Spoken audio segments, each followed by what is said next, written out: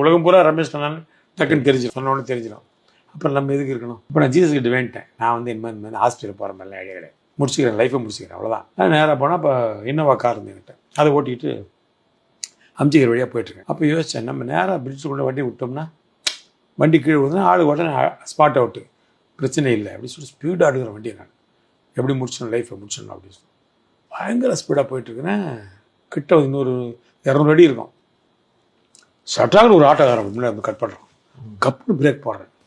Break போட்டு எனக்கு கோவம், ஒரு வேளை இவனு நம்ம வெயிட் பண்ணிட்டுருக்கோமோ, நமக்கு முன்னாடி அவன் சாவ ட்ரை பண்ணுறான் மாதிரி அப்படின்னு வச்சுட்டு பைத்தியக்காரன் வந்து இடிக்கிறான் கூட ஒரு போட்டி அப்படின்னு சொல்லிட்டு கிட்ட போனால் அதில் ஒரு வசனம் எழுது, கர்த்தர் ஒரு நடுவில் இருக்கிறார், இனி தீங்க காணாதிருப்பாயா, செப்பானியா 3 பயணிச்சு.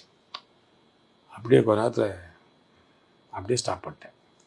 ஒரு வாரம் மாட்டி யோசிச்சு, ஏன் இந்த ஆட்டோக்காரன் வந்தான், ஏன் குறுக்க இந்த வசனம் வந்துச்சு, அப்போ கடவுள் நமக்கு எதை சொல்கிறாரு, அதுவும் நிறுத்தினேன். அதுக்கப்புறம் நான் டெஸ்ட் பண்ணுறதே கிடையாது.